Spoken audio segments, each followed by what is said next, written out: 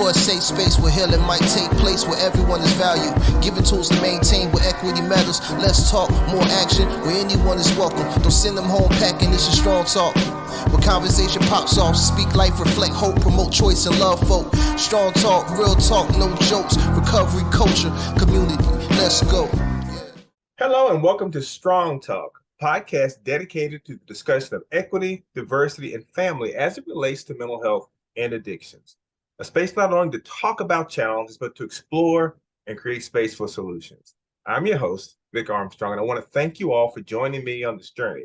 I'm joined today by my friend, Dr. Christine Yu Moutier, Chief Medical Officer at the American Foundation for Suicide Prevention. Dr. Moutier is a psychiatrist, educator, and leader contributing to a movement where mental health and suicide prevention are at the forefront of public interest. Dr. Moutier, thank you so much for joining me today on the podcast. Vic, thanks so much for having me. And it's always a pleasure. I'm a huge fan of your work and everything you do to advance equity and to keep suicide prevention at the top of mind for so many. I'm one of your fans and followers on social media and many other parts of our work. So thank you. Well, thank you so much. The feeling is definitely mutual. Well, let's just kind of get into this conversation. There's been a lot of news lately, particularly with the CDC report coming out with the 2021 suicide data. And I know that AFSP also sent out some information, really giving some perspective on the data, some of the positives, some of the things to be concerned about, but then also some level setting, just really around what the data means. And I'm wondering if you could expound on that a little bit. What should we take away from the CDC report? Well, we had the preliminary CDC mortality data a few months ahead of time. And then just a couple weeks ago, CDC released the finalized suicide data for 2021. So, let's just keep perspective here. Here we are in mid-March of 2023, and we're looking back on finalized data from really what we would now consider like the middle and even sort of early middle phase of the pandemic. So we're always looking back in the rear view mirror, unfortunately, when it comes to suicide surveillance. But what that data showed was unfortunately terribly concerning, not only in terms of the increase in the national rate of suicide by almost 5% between 2020 and 2021. And that was after two really hopeful downgoing years, at least in the national rate. But what we also saw was that for youth and young adults, particularly those from minoritized communities, meaning American Indian, Alaska Native, Black, and Hispanic. Again, youth and young adults, males more so than females, their trends were really the most concerning, with the largest increases in their rates of suicide. And I guess what I would say is the longer term trend moving into the 2021 year was that we already had reason to be concerned. In fact, even during the two downgoing years of 2019 and 2020, in terms of the national rate of suicide, we knew that that was not equitable across all people groups, and that in fact, people of color from particular parts of the country, and again, youth and young adults, we're not even talking yet about sexual orientation, gender identity, or really like geography and access to care and things like that. But we are far from in an equitable state of existence in our nation and probably anywhere when it comes to mental health and suicide risk. Yeah, and I have to acknowledge I'm kind of two minds because you're absolutely right. The news was in many ways disturbing for me as a person of color when I see the trends and especially when the data indicated that even when we had a slight downward trend in overall suicide rates, that suicide rates were still going up in the Black community, Latinx community, and the Indigenous community. But the reason I say I'm of two minds is because number one, it's one of the first times I've ever read a report that had that much emphasis on that equity gap. That's true. And I think the fact that it was spotlighted, it was acknowledged as something that we need to address, really gives me hope. So in that sense, I'm a little bit conflicted in some ways. The other thing is that, as you know, I spent a lot of time talking in Black and Brown communities about suicide and suicide awareness, and it has been something that oftentimes we've not talked about in our communities, primarily because of the stigma attached to it. And like a lot of people of color, I was brought up taught that suicide was not something that Black people had to even be concerned about. Having the data is one of the ways that I have, utilized. Um, one of the things I've utilized in trying to change the narrative around some of that conversation. And so I think having this data to take to communities and say this is happening is also something I'm optimistic about. Yeah, I agree with you. I think that we have now national leaders who are, like you said, the CDC now highlighting it and how incredibly important. I mean, this should have been a priority for many years. The trend has been going on in terms of what had been higher rates of suicide amongst white people, which is still the case for many different age groups in many parts of the country, but that those trends are changing again. So, um, I agree with you. I think, look, we couldn't be in this line of work if we weren't pretty optimistically Yeah, wired, right? To yeah, really see that data and science can shine a light, that in a way, like the truth will prevail, and then we can have a path forward by opening up these dialogues. But, I also think about just at a personal level, I consider myself a woman of color. I grew up in an Asian household. I have I have children with intersectional identities of different types. And I can tell you that when you experience, uh, you know, rude comments shouted at you by hmm, strangers on a regular basis, that doesn't really make you want to be super disclosing and advocating around right. issues that can be felt as really private and very vulnerable issues. So this is a complicated thing for many people.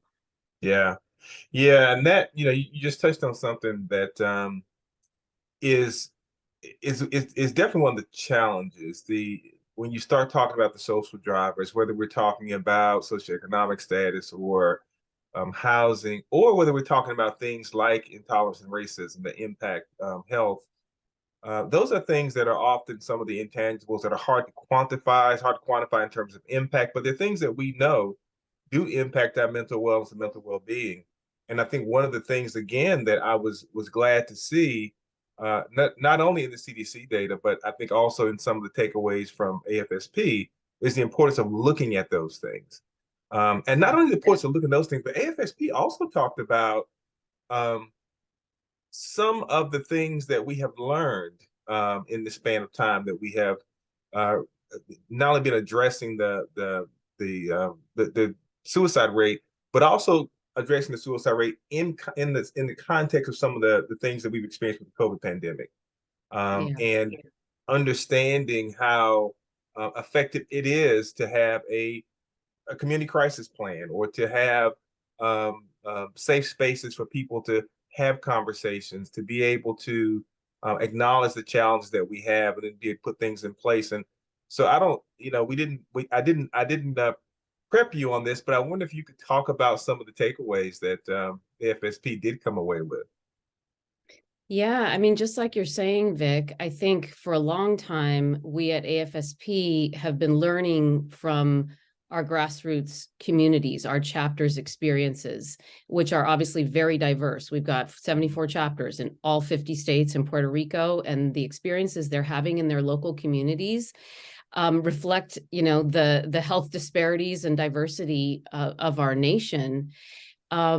We've also known for a long time, and again are learning even more in current day, what it means to have culture change happening Mhm. at the local level, which, for example, can start when just to use an example, when the local Alaska AFSP chapter collaborates with the local Alaska Native faith leaders and community leaders, and to see how their work in suicide prevention and postvention has grown, where those traditions merge into, I mean, in Alaska, what's happened with our Survivor Day, for example, is a week-long honoring and, in a way, authentically Indigenous celebration of those lives that have been lost to suicide. Celebration in the sense of honoring them in their traditional ways. And so, you know, the stories are amazing to see how that's just one example of how we might envision, okay, Survivor Day needs to include, you know, these types of talking points, these educational messages, these ways of healing and connecting. But then what can happen is it becomes adopted and owned by that local community. And that's when it becomes embraced by everyone. So they shut down, you know, the bingo hall and the community places and places of business, so that this is the focus for a week.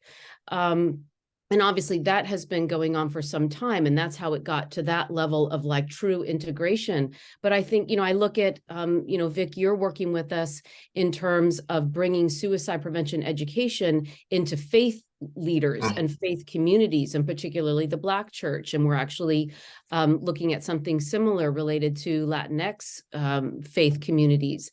And, you know, so like this is about real life experience, right? People are more likely, we know this, to go to a faith leader or other types of folks in their community before some of us will go to a mental health professional for a mental health or suicide crisis. So we're just, it's sort of like we're learning how all of that needs to come together. And that we can be more intentional about it. I think that in mental health and suicide prevention, if we're going to be accused of anything that's probably somewhat correct, is that for many, many years, we're so interested in being evidence-based, which is important, but we can't be in an ivory tower, not integrating with lived experience. In a way, I view experiences of diversity and equity as a part of lived experience, you know, with especially when it intersects, obviously, with mental health experiences or suicide related experiences. Yeah, absolutely. And it kind of brings me back to that, you know, that place of really being optimistic and enthusiastic about the direction we're headed in, even though I have a lot of frustration with how long it took us to get to this point. But when I look at now, a lot of the work that AFSP is doing, a lot of the work is focusing on historically marginalized communities, and not just focusing on the communities, but focusing on how do you build relationships with the communities, how do you create resources that have a trusted message, and how do you develop trusted messengers for those communities. And in all honesty, it looks like as long as it took us to get to this point, the work has happened relatively quickly. It feels like once the organization really said, you know what, this has got to happen, it just seems like it just took off. What was the genesis of that intense focus?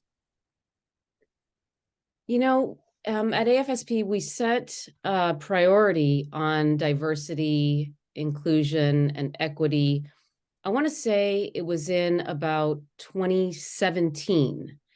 And I think what we were seeing at that time were, you know, some of the research reports that were pointing to this sort of like, in a way, I mean, it's really humbling to say it this way, but it was almost like an invisible, unnoticed trend to that point, that then once we started looking at it, and Jeff Bridge and others published, you know, some of the CDC data showing the trends in Black youth, that was one of the first alarming things. I mean, we, for the longest time, have also been interested and focused on Native and Indigenous communities, and some of our chapters had developed deep relationships, which again is, you know, you have to have that really local and personal trust built. But I think, you know, so I'm not doing a good job of remembering exactly why then,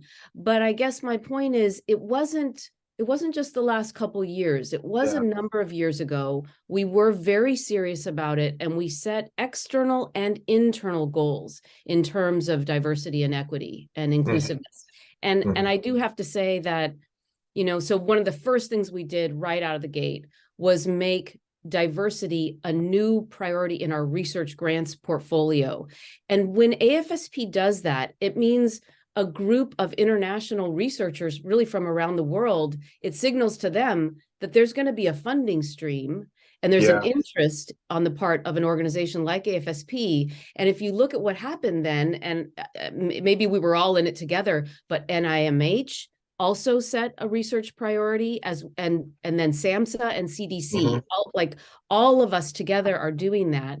I will also say that our public policy priorities have very, very much been focused on equity and really trying to figure out every opportunity. And of course, some of that is done in collaboration with some of the members of Congress, where their teams are also looking at where the opportunities are. So for example, Representative Bonnie Watson-Coleman, who's been leading on this the cutting edge, I would say, of mental health equity for a long time. Issues like that. Now, some of them have not passed yet.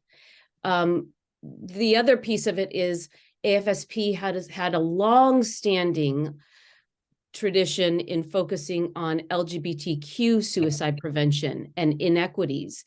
And so that's another kind of like, I think now we can look at it as intersectional, most certainly, but these are different aspects, if you piece them all out, of sense of identity and marginalization in the larger society, that we at AFSP just had the good fortune of having a senior staff member, I want to say like 20 years ago, who was a queer advocate and expert, who really helped shape our thinking around. So for example, as a research grant funding agency, we were one of the first ones, maybe the first one, to actually require that our researchers, when they put a grant proposal in, that they speak to the queer inclusiveness of their research portfolio. And if it's not specifically asking about sexual orientation or gender identity, why?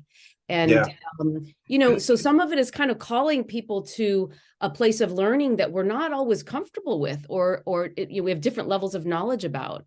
One last thing I'll say about it is that we also know we are not the experts. In fact, one of the reasons I started the Elevating Voices Town Hall series was to bring experts like yourself to the AFSP, Facebook platform, to be able to have that dialogue going in an ongoing way. Yeah. Well, you touched on something else that I think is really important, and that is, for so long, even when we have leaned on and leaned into evidence-based and evidence-informed practices, there have been interventions and practices that really weren't built with or based on the experiences and the knowledge of communities of color. One of the things that, at least from my perspective, one of the things that I think AFSP has done a really good job of is really trying to create that space for a combination of evidence-based, evidence-informed, and community-informed. What works in communities, and then how do we look at what does work with the faith-based community being such a resource in Black and Brown communities? And then how do we tie that together with our suicide prevention and suicide intervention work? And I think that, to me, has been one of the things that I've been most happy to see. Yeah, it is. It's a real,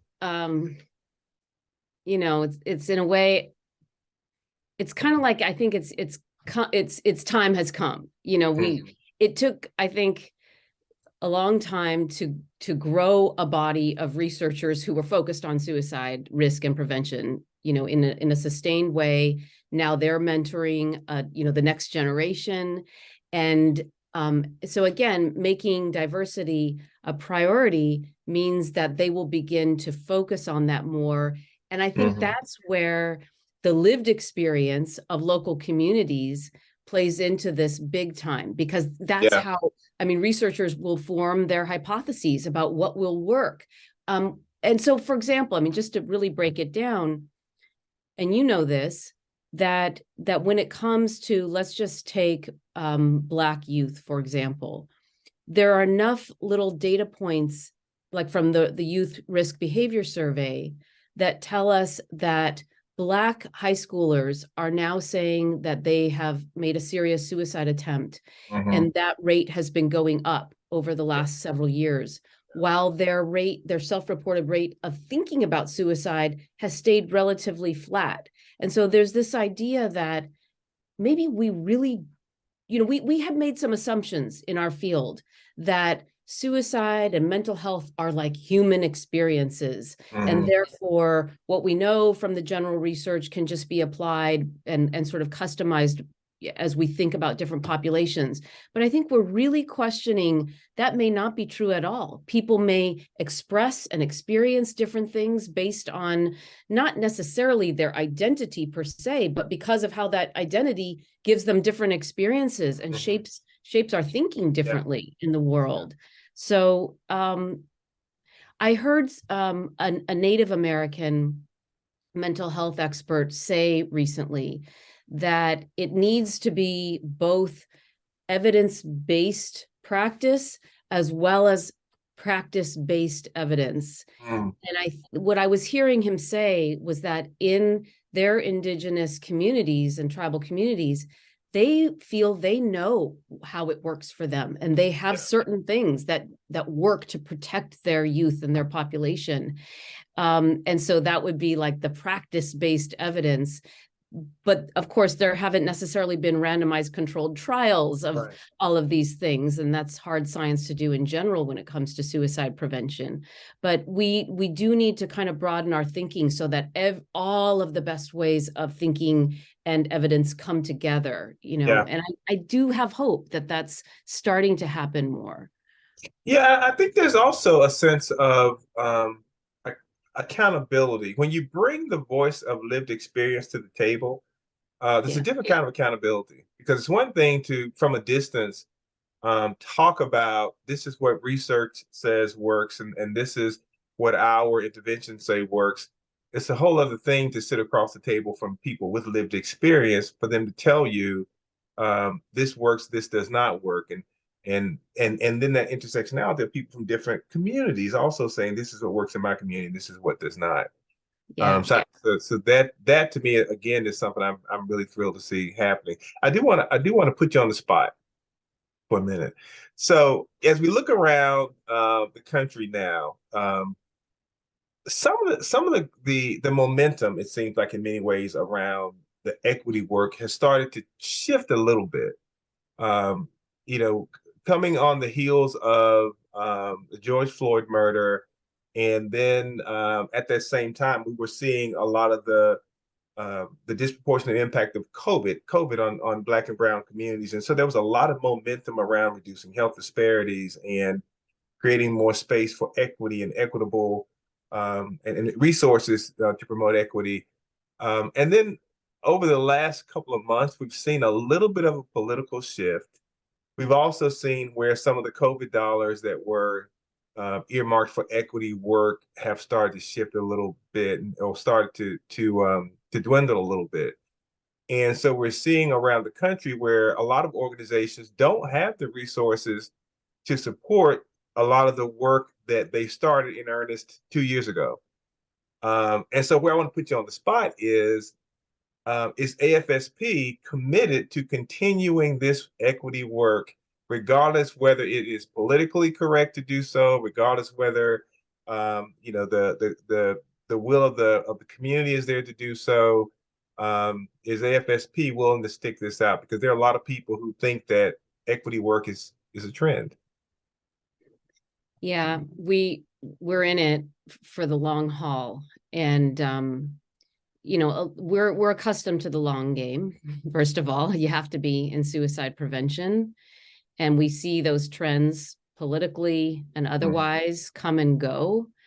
And I think, again, we're learning, we are struggling because these are complicated topics. They're kind of different in different communities. In any one community, there's going to be, an umpteen number of different people groups and ideas that, so I'm not saying that it's, that this is a simple matter, but there's no question that when it comes to the long game dedicated priority and focus on diversity, that is serious at AFSP. And I'm very proud of that. I'm part of the the leadership team that's always looking at what else can we be doing, both internally and externally in our work. Again, I thank you, Vic. You've been an incredible Thank you. expert and resource for us at AFSP, around things like developing new programming, developing new partnerships in the Black community and in Black churches. And we know that there's just a lot more to do. We also are focusing on our chapters at the local level. It's hard for them too. Now, some of them have made incredible advances, but many of them, they need help. They need training. They need assistance in terms of what does it look like to, in a way, understand that you have some expertise in a particular lane of suicide prevention and community work, but you don't have the expertise in this population's experience and what they need. And so it's coming together in that cultural humility piece is really, really pivotal. And I think we're going to be taking a look at really, it's all of the above. It's our external facing, it's our chapter work, it's also us as an organization, and how do we dismantle our own structural racism? That's something that we're actively doing with two new senior staff who are experts in this space, thankfully. So yeah, and you're part of so many of those discussions. So we know that it's been a time when, I think the old way of thinking that, we're so accustomed to knowing what we do know, and we're the leading private funder of suicide research and all that. But that is, all that means is that we have a responsibility then to do our part to advance, but we have to learn ourselves. It's still a learning journey for us. Yeah, absolutely. But thank you for asking that. Yeah, well, thank you. Thank you for the work that you do. We are, believe it or not, we're about out of time here. Before we wrap up, is there anything that we have not covered that you want to share with our audience? Well, something that I've been thinking a lot about, as I kind of alluded to at the beginning of our conversation, is even when we don't have a huge body of research to speak to something like, how does a daily experience of either racism or transphobia, how does that affect an individual's mental health and suicide risk? And I think, again, because I'm living and breathing some of this in my own family and through our chapter network in our communities, I'm just always the first to remind other research experts, let's say, who would say, well, we just need more research to inform that question. And there's no question we do. We will always need more research on any number of topics. But in the meanwhile, we can use our compassion, our common sense to realize that, yes, many of us are affected brutally by these experiences. And when there are other risk factors present in a person's life, that's where that intersection can be truly potentially deadly.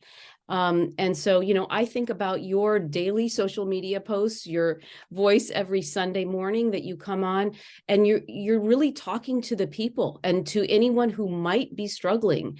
And anyway, it's just been on my mind a lot, because I think it's both in my professional life, I'm trying to grapple with where do we need to spend our research dollars and our programmatic dollars for the greatest impact, but also what can we do in the meanwhile and not wait until we have those, those perfectly designed research trials.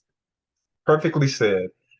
I want to thank you so much for coming on today, Dr. Moutier. You are one of those people. I have heard you speak numerous times. I've seen you speak to large groups. I've seen you speak to small groups. I've seen you speak to clinicians. I've seen you speak to faith leaders. And you always do such a fabulous job of taking a very, very complex subject like suicide and really talking about it in a way that people can relate to, in a way that makes sense to people. And your passion always shines through. So thank you so much for the work that you do. We are all so glad that you're in the position that you're in. So thank you for that. And thank you for joining me on the podcast today. And thank you to all of our viewers for watching the Strong Talk podcast.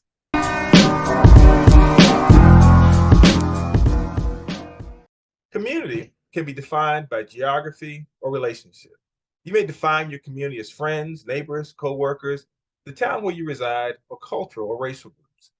How you define community may impact your perception of how you are impacted by suicide. My narrative growing up in the Black community was that people of color don't die by suicide, that it was not a problem for the Black community. That was a narrative handed down to me by my family, by my community. My narrative was that in my community, we are strong, we are resilient, we survived slavery, therefore we can survive anything. I was told that we don't need therapy, we just need Jesus. I was told if you're struggling, pray harder and have more faith, but do not talk about depression or anxiety. You just need to man up. My narrative was wrong because I was misinformed, and so was my community. The truth is that one of the fastest rising demographics for suicide is young Black Americans. Often, the narrative is that suicide affects other people, other communities. The reality is that suicide impacts all communities. Suicide is a community issue, however you define community. It is not only an issue in the Black community, the white community, the Latinx or Asian community. It is an issue that impacts every community. It is a public health issue that will require a public response, a community response. It will require a response that considers that we not only need evidence-based and evidence-informed practices, but community-informed practices. It will require population-level interventions that focus on the root causes and contributing factors, including unresolved trauma, poverty, racism, and violence, all of which put people at higher risk of developing mental health issues. Suicide is a community issue. It deserves a community response. And that is Strong Talk. What's the word? What's the word? Word, strong talk, strong talk. What's the word? What's the word? What's the word? Yeah. What's the word? Strong talk, strong